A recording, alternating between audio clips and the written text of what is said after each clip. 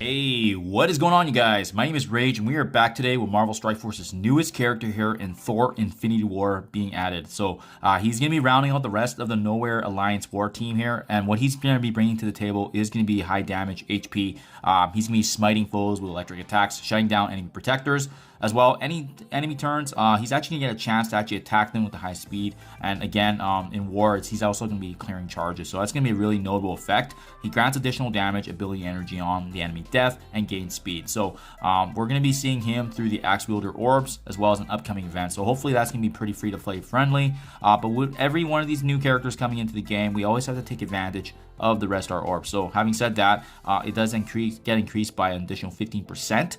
So you bet we're going to be taking full advantage and going through those today. Always double check, making sure that, you know, his avatar is obviously showing here, and as well the 15% increase. So by hitting I for additional details, go through here.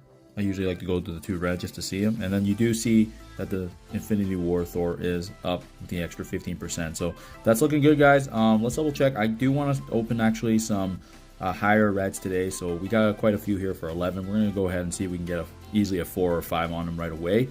Would save us the time and then save up the smaller orbs too. So we got 11 here. Let's give it a shot. Let's see how we do today. Well, this is definitely, you know, actually what I should have probably done is double check that it's also showing here too, as you could make that mistake here. Yeah, okay, we're good. Okay, I want to open at least a few because I know the reds on him is gonna be very powerful. Oh wow, just like that, guys.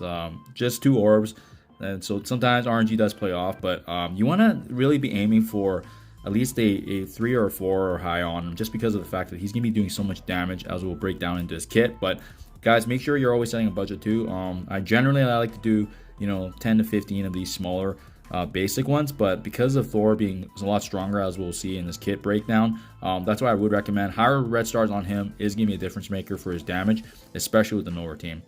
Okay guys, having said that, let's dive right into his kit now. Should be in the very bottom here. Perfect. And so with Thor Infinity War, like I said, guys, like, you want high reds on him, but just be mindful of the fact that we may not have the opportunity to get high yellow stars on him too. So I think a 4 red is a pretty good balance between the two, because I think 3, 4 red on him is gonna be reasonable to get for yellow stars. So Asgardian Throw, his basic attack, he's going to be attacking the primary target for 80% piercing.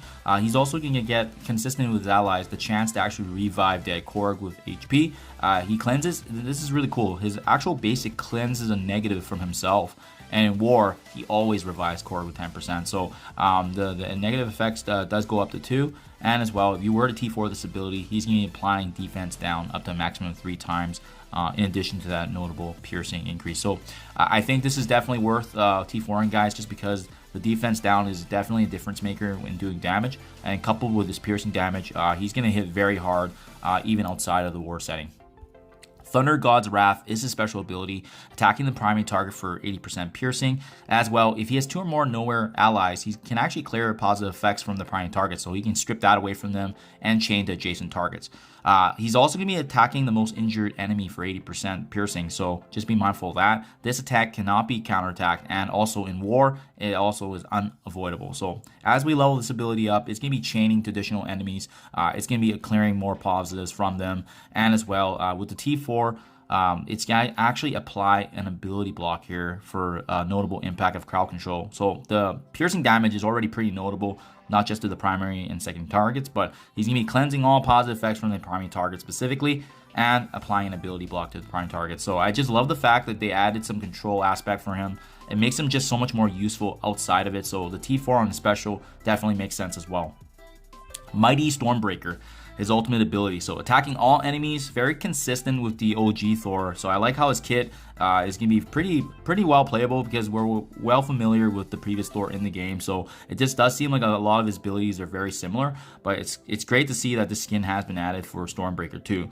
The piercing damage is extremely notable for this attack, guys. In war, he's also going to be clearing barrier from all enemies and adding an additional 100% piercing. Offense down gets applied and defense down. So once again, with that defense down aspect, aspect and the additional 140% piercing, the T4 on this ability also makes sense. You pretty much want to upgrade everything with Thor Infinity War. I feel like he's just a better version of the original Thor, minus the fact that he doesn't have stuns, but I mean, he's just a well-rounded character overall, and I feel like out of the mix anyways, he's definitely a character that we can utilize outside of just the war setting, even though the Knowhere team is meant for it.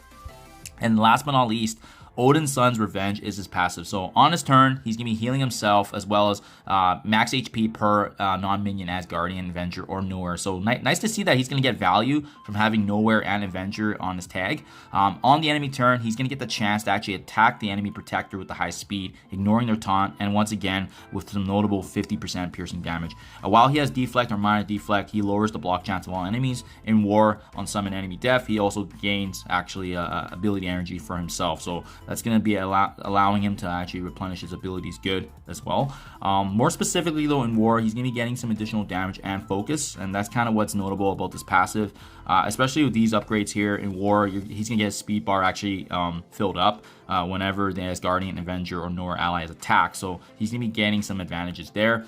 But with the T4 here, again, 100% piercing to enemy protectors with the high speed. And then in war, this is where the charges are actually cleared on the protector too. So to be honest, even though you get a lot of benefit from the charges being removed, I still would recommend T4ing this because once again, that piercing is really notable, guys. He's going to be dealing damage from a piercing perspective and just bypassing armor, and that's absolutely huge.